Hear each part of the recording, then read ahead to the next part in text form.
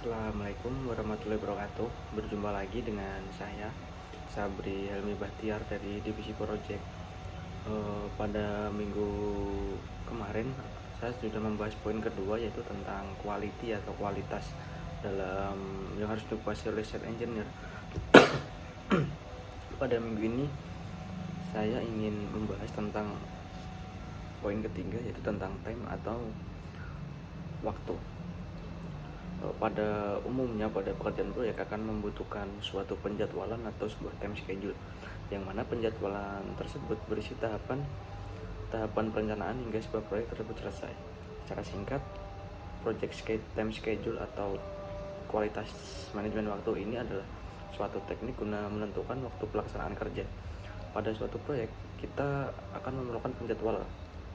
Nah, definisi dari time schedule tersebut atau sebuah pelaksanaan jadwal adalah suatu alat pengendali prestasi atau presentasi pelaksanaan proyek secara menyeluruh agar dalam pelaksanaannya atau pengerjaan suatu proyek dapat berjalan dengan lancar dan tertata. Nah, baik untuk pekerjaan pembangunan rumah, gedung, kantor atau jalan raya, bahkan jembatan atau konstruksi bangunan sipil lainnya, sangat membutuhkan penjadwalan yang sesuai. Secara umum, jadwal ini dituangkan dalam beberapa bentuk seperti bar chart, long planning, kurva S, seperti itu. Nah, dari manfaat time schedule sendiri adalah pada prinsipnya jadwal pelaksanaan tidak terlalu rumit, berisi item-item pekerjaan yang secara rinci dan bahan-bahannya, materialnya, bahkan yang telah direncanakan dalam perhitungan volume dan dilengkapi dengan rencana bulan penyelesaiannya.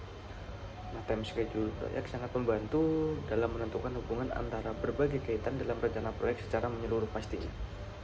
Adapun beberapa manfaat dari time schedule adalah sebagai berikut ya. Nah, yang pertama yaitu pedoman waktu dalam pengadaan sumber daya manusia yang dibutuhkan dalam proyek tersebut. Yang kedua ada waktu mendatangkan material ke lokasi atau onset pekerjaan yang sesuai dengan spesifikasi pekerjaannya. Yang ketiga yaitu tentang pedoman saat pengadaan alat pekerjaan lapangan yang sesuai. Yang keempat sebagai alat yang digunakan untuk mengendalikan waktu pelaksanaan proyek. Yang kelima, acuan dalam mengamati laju progres suatu konstruksi untuk meminimalisir kendala apa yang mungkin akan terjadi. Nah, tujuan adanya time schedule yaitu adalah yang pasti untuk dapat mengetahui kapan dimulainya suatu pekerjaan, lama pekerjaan, dan rencana selesainya. Karena dalam tahapan proyek konstruksi ada yang namanya pekerjaan persiapan, terus pekerjaan fondasi, pekerjaan dinding, pekerjaan atap, atau pekerjaan lantai mungkin. Nah, pada beberapa item pekerjaan ini memiliki tahapan-tahapan. Semisal pekerjaan kolom dan balok tidak akan bisa dimulai ketika pekerjaan fondasi belum selesai. Nah, pada time schedule ini didetailkan, semisal pekerjaan fondasi ini memerlukan waktu berapa minggu. Nah, anggaplah pekerjaan fondasi memerlukan waktu 2 minggu, pekerjaan slope memerlukan waktu 1 minggu. Nah, pada minggu ketiga baru bisa dilaksanakannya, yaitu untuk pekerjaan kolom. Ada yang namanya finish to finish, start to finish. Nah, pada kasus fondasi dan kolom ini bisa saya simpulkan jatuhnya adalah start to finish. Jadi maksud saya seperti ini, start to finish, pekerjaan kolom baru bisa dimulai setelah pekerjaan fondasi selesai, seperti itu. Nah, ada beberapa jenis time schedule ya pada proyek, karena pada dasarnya pembuatan time schedule ini ada beberapa macam cara. Yang pertama yaitu dengan menggunakan jadwal waktu tertentu. Dalam contoh time schedule ini adalah yang dimaksud seperti schedule harian, schedule mingguan, bahkan ada schedule tahunan jika proyek itu berjangka sampai beberapa tahun. Yang kedua yaitu bar chart, merupakan sekumpulan daftar kegiatan yang disusun dalam kolom arah vertikal dan horizontal untuk menunjukkan skala waktu. Nah, ketika mulai dan akhirnya sebuah proyek dapat terlihat secara jelas, sedangkan untuk durasi kegiatan digambarkan dengan diagram. Untuk bar chart ini menunjukkan grafik yang cukup simpel sebenarnya ya. Selanjutnya ada kurva S, penjadwalan yang mana ditampilkan dalam bentuk tabel dan bagan yang menyerupai huruf S.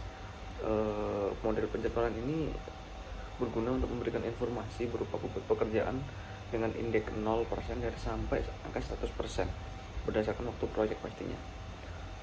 Kurva ACE ini untuk namanya kurva ACE dalam aktual pembuatannya kadang emang agak nggak berbentuk S, hanya menunjukkan grafik yang meningkat ke atas, tapi emang secara nggak langsung hampir menyerupai huruf S pastinya. Yang selanjutnya ada Gantt. Jadwal Gantt ini adalah model penjadwalan yang memproyeksikan item pekerjaan terhadap waktu pelaksanaan yang berbentuk diagram batang, berguna menyampaikan informasi urutan pekerjaan yang akan dikerjakan dan informasi mengenai kemajuan proyek berdasarkan jadwal rencana yang telah dibuat.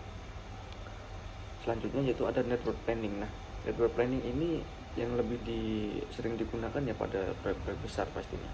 Sebenarnya untuk kurva S itu juga dilampirkan juga, bahkan dalam proyek yang besar atau skala BUMN mungkin pastinya ada beberapa jenis metode time schedule yang digunakan.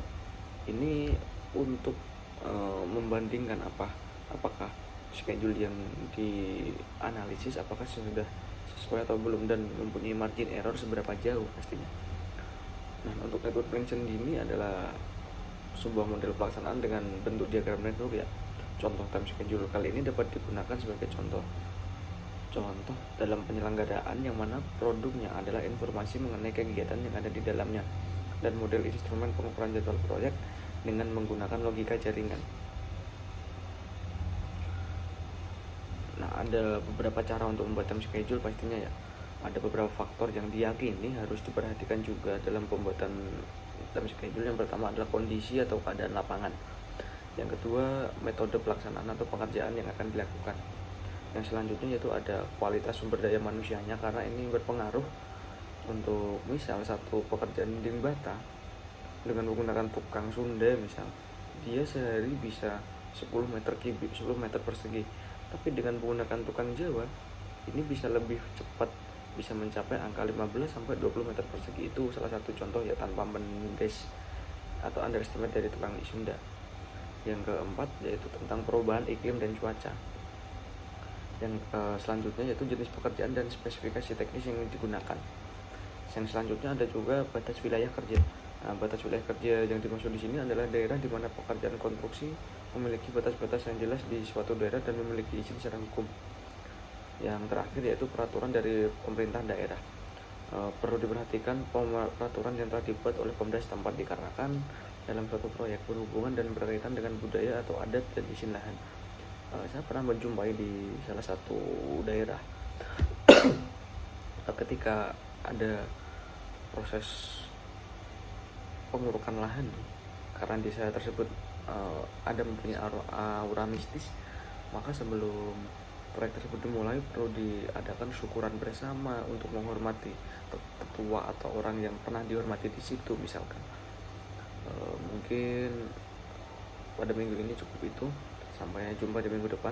Wassalamualaikum warahmatullahi wabarakatuh.